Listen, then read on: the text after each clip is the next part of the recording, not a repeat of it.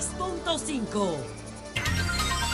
Bien, señores, nos acompaña en estos momentos el doctor José Ricardo Taveras, abogado.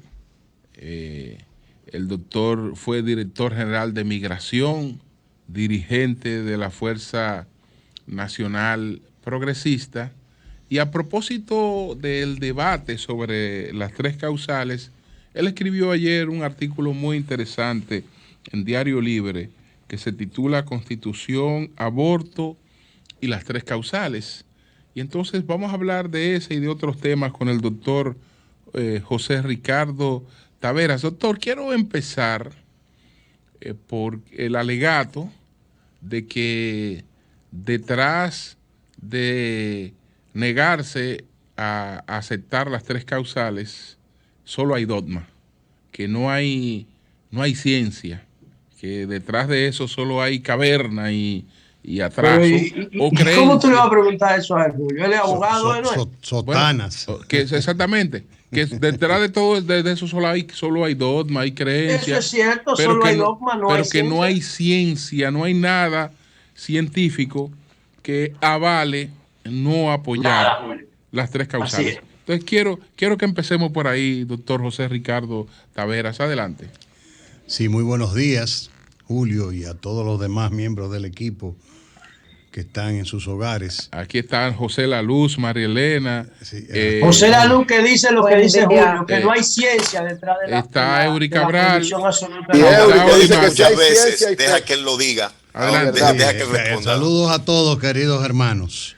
Sí, saludos. Mira, hermano. este es un tema que para comenzar es muy complejo, muy difícil. Divide la opinión, no en la República Dominicana, sino en el mundo.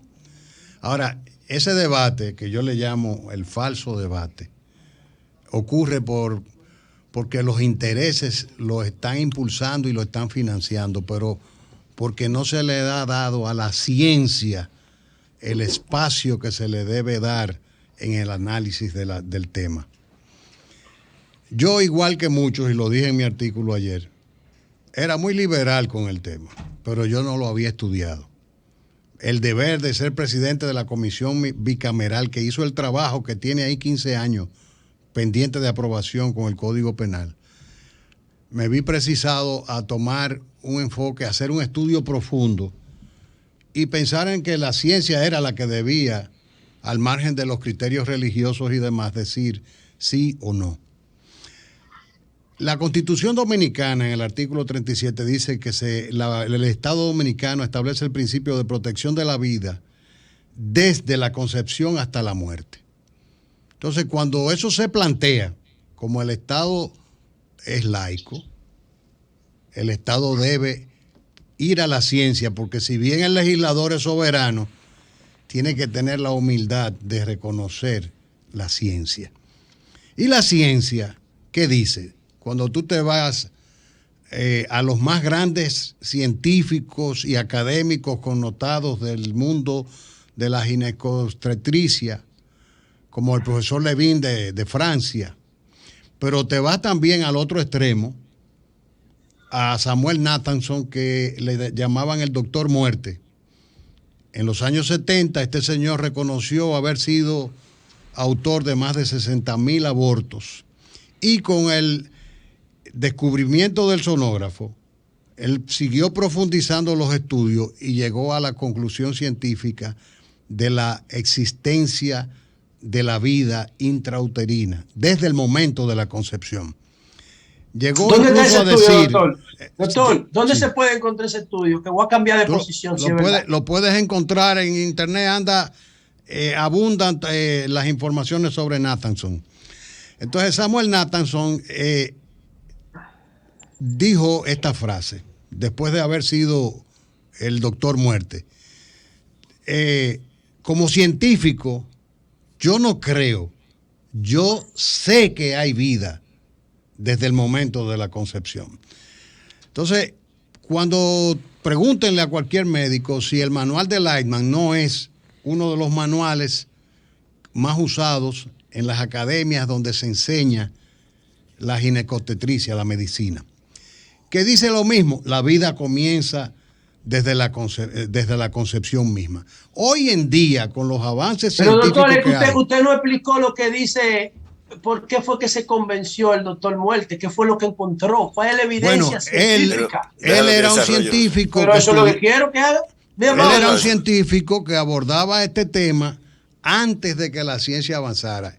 Él dice, es su testimonio, que a partir del sonógrafo, cuando se inventó en los años 70, se comenzaron a hacer ya pruebas con la sonografía. Y él profundizó, a partir de ahí comenzó a profundizar sus estudios y llegó un momento en que se convenció de eso. Pero además, es el desarrollo de la embriología. ¿Qué fue lo que halló ahí? Porque entonces, porque es ese fenómeno de él poder ver el feto, ese fenómeno de él poder observar visualmente el feto. Desde el momento mismo. Doctor, es que no hay feto, en la posición no hay feto. Pero vamos a... Pero Julio, vamos, que estamos hablando... Ok, pero entonces no va a haber debate, en la concepción hay un cigoto, pero si tú me dejas explicar, y ahorita yo te puedo responder doctor, porque... el cigoto, pero José, tú expones todos los días... Déjame explicar, José, por favor. Perdón. Déjame explicar, si tú me dejas explicar, después yo hago todo lo que tú quieras. Perdón, el cigoto tiene menos categoría de vida que un esperma y cada vez que una gente se masturba mata un paquete de esperma, entonces también hay que proteger los espermas. Ok. Bueno, yo tengo... Pero después, ahora vamos a permitir que él desarrolle la posición. Adelante, doctor. Yo lo que yo tengo es la humildad de irme a las fuentes que hablan del desarrollo de la embriología y de los grandes maestros de reconocimiento mundial, y te he citado dos, sobre el tema de la ginecobstetricia y del estudio de la vida intrauterina. Se tiene reconocimiento mundial que lo han concebido así. Te estoy diciendo doctor, que el manual de Lattmann... que antes de que avancemos, usted me diga cuáles fueron los hallazgos del doctor Muerte para construir su testimonio pro vida.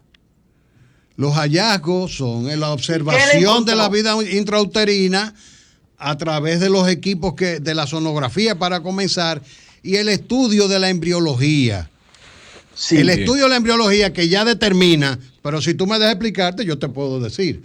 Pero la embriología ya ha determinado que desde el momento mismo en que se produce el encuentro del esperma con el óvulo, se produce una especie de explosión, vamos a llamarle así, eso es lo que dicen los científicos, que viene a ser, desde ese momento, en el lugar que se produce, pasa a ser lo que va a ser la espalda.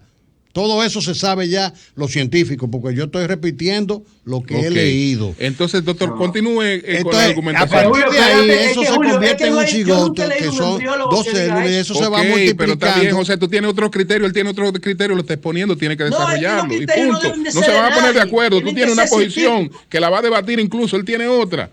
No, yo estoy repitiendo incluso las posiciones que me han iluminado a mí. Ok. Entonces, ese cigoto se va multiplicando de 2 a 4, de 4 a 8, de 8 a 16, en un proceso que no se detiene hasta que la persona muere. No se detiene más. Entonces, eso no se discute hoy en día en la vida científica. El otro punto es que aquí se confunde el concepto aborto con el concepto suspensión de embarazo. El aborto es un tipo de naturaleza jurídica, una instituta jurídica que viene siendo el elemento material de suspender un embarazo con la intención de matar el feto. Una suspensión de embarazo, y que me perdonen los médicos si soy impropio en los términos, porque yo no soy médico. Ahora, como abogado sí te puedo decir que el aborto es un tipo de naturaleza penal y que la suspensión de embarazo es un tipo médico. Cuando tú vas al médico y te operan, tú te puedes morir. Esa persona te está hiriendo y fruto de eso tú puedes morir. Sin embargo, tú no has visto nunca un proceso que, a menos que sea por mala práctica, un médico responda porque un paciente se le murió. Ahora, ¿qué pasa? Cuando se suspende un embarazo, el que no procura la muerte de la vida intrauterina, no se tipifica el tipo penal del aborto. Y eso está en todos los manuales de ginecobstetricia en la República Dominicana. ¿Por qué yo digo que es legal, que el debate es inocuo? Porque en la República Dominicana es permitida la suspensión de embarazo todas las veces en que cualquier tipo de patología lo requiera para salvar la vida de la madre. Entonces, tú tienes, por ejemplo, el órgano rector del sistema es el Ministerio de Salud Pública. Ese órgano rector tiene una calidad por ley para emitir resoluciones que regulen los procedimientos con los cuales se tratan las enfermedades. Y entre esos procedimientos siempre está la posibilidad de la suspensión del embarazo para salvar la vida de la madre y tratar de salvar la vida del feto. Entonces, en esa discusión, lo que habría que ver, y ahí yo invito a los que difieren de nuestro punto de vista, que sencillamente se vayan a leer los más connotados científicos de la embriología para ver si ellos dicen que es el feto desde el momento mismo en que se produce ese encuentro, ese fenómeno que está ahí de 2 células, le da una orden al cuerpo de la mujer y suspende la regla, por ejemplo. Que se suspende, pero eso proviene de ese elemento de vida que está en evolución. Entonces, yo lo que creo es que doctor, al margen del tema diciendo, religioso, doctor, ¿qué tienen que hacer los legisladores? Los legisladores tienen que... Pero escúchame, José, déjame terminar este concepto. Déjame terminar este concepto porque si no, los legisladores lo que tienen que comparecer... Si la Constitución dice, el Estado Dominicano protege la vida desde la concepción hasta la muerte, el deber del Congreso es irse a los científicos. Y si los científicos, la ciencia admite que la vida comienza desde la concepción, está en la obligación de sostener el principio. Pero la doctor, otra y si la ciencia no es, dice eso, ¿qué debe hacer el Congreso? El Congreso debe hacerlo, el Congreso tiene los límites que le manda la Constitución, que no por solamente eso, doctor, le dice... vamos a suponer, doctor, que el presidente Abinader convoca una comisión de genetistas, de embriólogos y de neurólogos, y le dice a los legisladores de su partido, porque él tiene mayoría ahí, y de todos los partidos, vengan, vamos a hacer lo que diga esta comisión de científicos en áreas especializadas en genetismo, embriología y neurología. Si esa comisión dice que no hay una vida en el mismo momento de la concepción, como dice la Constitución, ¿qué debe hacer el Congreso, doctor? Mira, el problema es que el Congreso en este momento no puede hacer nada porque esa discusión ya pasó.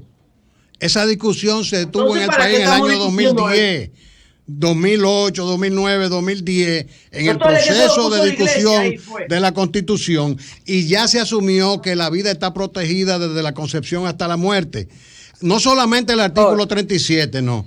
Pero el artículo 38 de la Constitución. No podemos comer carne, ni podemos comer pollo. Bueno, pero acuérdate que tú vas a un debate y en el debate tú vas a hablar y van a hablar los otros. Es tiempo cada cual para hablar. Mejora yo no estoy en tu liga, José. Tú vas a mejora tus argumentos, José, para que discutas con Dame este chance. Dame este chance, hermano, porque tú vas a discutir con Laje, tú lo desafiaste.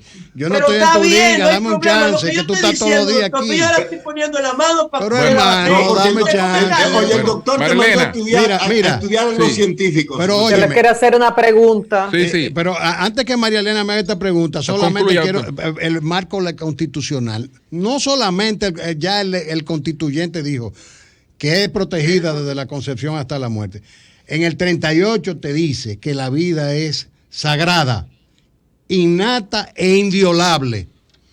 Si los científicos dicen que desde el momento en que se produce ese cigoto hay vida y que ese proceso biológico no se detiene hasta que tú te mueres, tú tienes que dejar que el proceso de la naturaleza sea el que actúe. Y el Estado tiene la obligación de proteger esa vida. Ahora, podemos debatir porque nadie ignora que hay dramas en la discusión que deben ser ponderados con políticas de Estado. Escucho las preguntas. Marilena. Doctor, qué bueno que usted acaba de mencionar la palabra ponderado, porque de eso le voy a preguntar. Ese ejercicio de ponderación al que exhorta el doctor Flavio Darío Espinal, cuando dice, ¿es cierto que la Constitución habla de que la vida comienza desde la concepción? Pero la Constitución también menciona en el artículo 42 el derecho de toda persona a que se le respete la integridad física, psíquica, moral. Entonces dice Flavio Darío que cuando hay derechos así que podrían como competir o entrar en conflicto, si esto pasa por el filtro del Tribunal Constitucional, debe hacerse un ejercicio de ponderación. Y él dice que esas excepciones para permitir la interrupción del embarazo, si esto no se logra, la madre estaría siendo sometida a una vejación física y moral de la mayor envergadura y crueldad, violando esos artículos que hablan de esa integridad física, psíquica, moral. ¿Qué usted opina ante esa posición del doctor Flavio Darío Espinal? Bueno, mira, yo comparto con él la existencia del artículo 42. Todo el mundo tiene derecho al respeto de la integridad física. Y sobre todo en la República Dominicana, que ya el legislador, la Constitución le ha reconocido integridad física a la vida del cigoto, a la vida humana desde el cigoto. Entonces, ¿dónde queda la integridad física del cigoto, del feto, en sus diferentes etapas de desarrollo? Entonces, cuando tú entras en ese tipo de ponderación y tú tienes que considerar, por ejemplo, ¿por qué habría una violación de la integridad física de la madre? No la hay, porque en la República Dominicana es legal suspender. Yo le invito, bájenlo en internet a todo el que quiera, busque en los manuales de procedimiento de ginecobstetricia del Ministerio de Salud Pública, que en todas las patologías, como la insuficiencia renal grave, por ejemplo, que es una patología gravísima para una mujer embarazada, siempre plantea una escala de procesos entre los que está incluido la suspensión del embarazo, la extracción del feto, así mismo lo dice. Entonces, eso se hace todos los días aquí sin que la vida de ninguna mujer corra riesgo, y es legal, porque no se está suspendiendo ese embarazo para matar a nadie. Simplemente se trata de salvar la vida del feto, sí se puede. Si como un efecto colateral el feto fallece, bueno, pues se murió. Pero no, lo que castiga el aborto es que se suspenda el embarazo con la intención de que ese feto muera, porque ahí es donde está el tipo penal. Fuera de eso, todo lo demás entra en el ámbito de la medicina. ¿Y por qué eso se trata a través de resoluciones del Ministerio de Salud Pública? ¿Por qué no puede ser tratado a través de una ley? No debe ser tratado a través de una ley, porque hacer una ley es un proceso muy riguroso, muy complejo, y la ciencia avanza diariamente, y los manuales y protocolos para el tratamiento de patologías de ginecobstetricia, como los de todas las enfermedades, van cambiando conforme a los avances de la ciencia, y por eso tú ves que hay manuales y se revisan periódicamente conforme avanzan los conocimientos científicos. Le quiero hacer otra pregunta, doctor, aparte del tema de las tres causales y lo que usted ha hablado, que se remite a argumentaciones científicas que otros científicos tal vez no la comparten, pero hay también alegatos científicos que plantean esto, que es lo que usted está poniendo sobre la mesa en este debate. Le quiero preguntar, doctor, por el asunto de Juliana de Guiz. A esta señora se le dio una cédula que por la ley 169-14, que creó el régimen especial, etcétera, porque no le correspondía, como lo establecen las constituciones desde el 29, pero el Estado Dominicano reconoció que todo el que estaba de manera irregular en su registro le iba a otorgar el derecho a la nacionalidad dominicana. Sin embargo, ella continuó en el proceso porque ella entendía que su nacionalidad no debería ser concedida, sino que era un asunto de derecho. Ahora la Suprema acaba de finiquitar el asunto. ¿Qué significa eso? Mira, dame muy brevemente un chancecito solo para terminar el tema anterior, para decir muy brevemente lo siguiente. Yo ayer escribía, y tú lo leíste, Julio, no sé si los demás lo hicieron, en mi artículo, que el liderazgo dominicano tiene que parar este debate. Porque el debate tiene que irse, y es lo que yo considero que es una irresponsabilidad, no al Código Penal, sino que esos grupos deben demandar una reforma constitucional. Porque el Código Penal como ley adjetiva no puede contrariar el criterio, el principio que ha sido sentado constitucionalmente. Y da pena que el liderazgo nacional de todos los niveles voltee la cara. Reclaman que se respete la Constitución cuando se trata de los aspectos que conciernen a las disputas por el poder. Pero cuando se trata de otras cosas, entonces pueden voltear la cara. Este debate hay que pararlo y aprobar el código, pero ya. Eso es una emergencia. Porque el legislador no puede, a menos que sea en Asamblea Nacional, sujeta incluso a un referéndum por tratarse de un derecho fundamental, variar el criterio consignado en la Constitución. Habiendo dicho esto, paso a hablarte del otro tema. Aquí se ha criticado mucho, y el caso de Juliana de Guiz, que debió morir con la sentencia 168-13. Pero pasa igual que con el debate del aborto, que pierden en la reforma constitucional y entonces quieren imponerla a través de una ley adjetiva. Ya está sentado el precedente, y dicho sea de paso, no fue el Tribunal Constitucional que lo sentó. Lo sentó la Suprema Corte de Justicia, actuando como Tribunal Constitucional en el año 2005, cuando fue impugnada la Ley General de Migración. Entonces, sentó ese precedente que, dicho sea de paso también, conforme a la actual Constitución, esos precedentes que emitió la Suprema Corte de Justicia son irrevocables, conforme a la actual Constitución. Entonces, lo que ha hecho el Tribunal Constitucional es, ya como órgano constitucional con facultades más amplias y definidas, hacer una sentencia ya paradigmática, donde estableció cuáles son las condiciones que la Constitución establece. Entonces esta gente siguió insistiendo, a pesar de que ya se había dicho que era nula a nivel del Tribunal Constitucional. Y lo que acaba de hacer la Suprema Corte de Justicia es darle el tiro de gracia, pero no al cuerpo vivo, sino a un alegato que había jurídicamente fallecido desde la 168-13.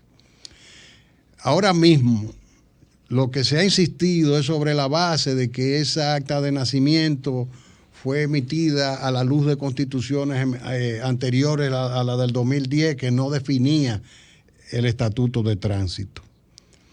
Pero en el caso de Juliana, como de todos los ciudadanos haitianos, el tema es el más claro de todos los ciudadanos del mundo en lo que respecta a la nacionalidad dominicana. Porque Haití es, si no el único, por lo menos uno de los pocos países, para mí que el único, que tiene un convenio binacional en el cual establece cómo se manejan esas cosas. Y el modus operandi, que tiene un gran contenido de 1939, aprobado por el Congreso haitiano y por el Congreso dominicano, tiene un gran contenido de temas migratorios. Habla de cómo se van a registrar en la República Dominicana y en Haití los nacimientos de los nacionales de ambos países cuando nacen en esos países. Dice claramente que cuando se produzca el nacimiento de un ciudadano haitiano en la República Dominicana o de un dominicano en Haití, ese nacimiento se va a reportar a la Dirección General de Migración, porque nació un extranjero, y se va a reportar al Ministerio de Relaciones Exteriores. Y el consulado haitiano lo va a registrar. Entonces, ¿qué se dio aquí durante años? Que el Estado dominicano estaba remitiendo los nacimientos de los ciudadanos haitianos en República Dominicana, y cuando iban a la embajada de Haití, Haití no los recibía. Y eso, después de una denuncia que yo hice cuando era director general de Migración, la embajada haitiana comenzó a recibir eso, que estaban almacenados todos esos nacimientos en la Cancillería. Entonces, ahora mismo el cadáver de ese alegato fue rematado por la Suprema Corte de Justicia en una situación que es irreversible. Es irreversible, es decir que nosotros damos la bienvenida a esa sentencia para que ya se dé por culminado el tema en ese sentido, porque ya es bastante claro que la definición del Estatuto de Nacionalidad es un estatuto reservado de los estados que el derecho internacional consagra como de dominio reservado de los estados. Y ya nosotros definimos quién puede ser dominicano y quién no. Bien. Pues muchas gracias al doctor José Ricardo Taveras. Muy bien, José Ramón. Muchas gracias. José Ricardo. Digo, José Ricardo. Muy bien, José Ricardo. Dale para adelante, hermano, un abrazo. Sí, tú antes lo acusabas de conservador y de atrasado a José Ricardo. Entonces ahora te has dado cuenta que es un hombre de luz, Eury Cabral. Ahora te has dado cuenta que es un hombre de luz. Tú decías que él era conservador, que él era... Es brillante, José Ricardo es brillante. Pero déjame decirte algo para despedirnos con esa broma, ¿verdad? Sí.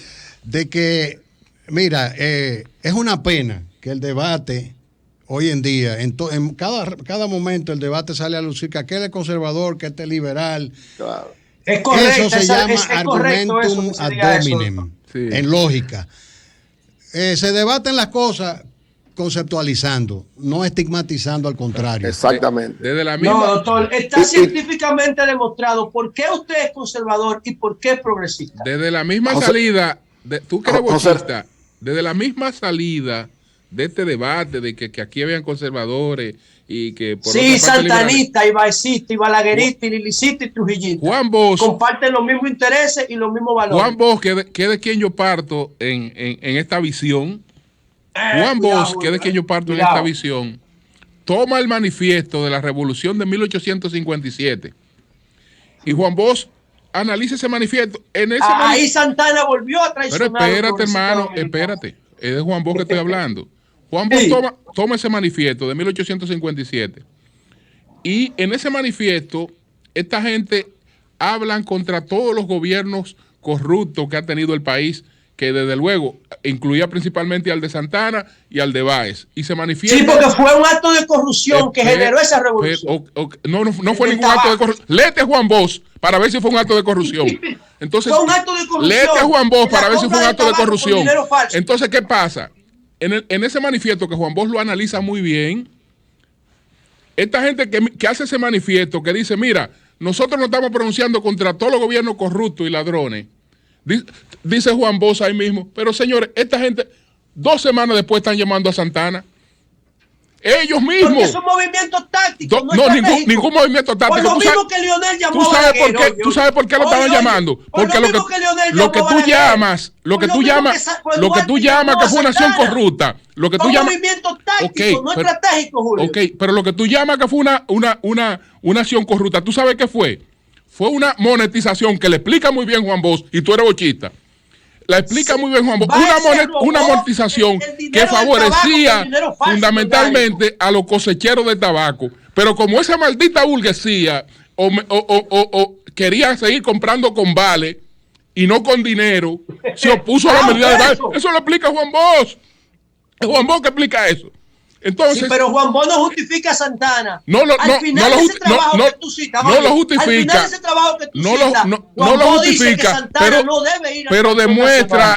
pero demuestra que aquí ese debate carece de sentido. Cambio y fuera. No.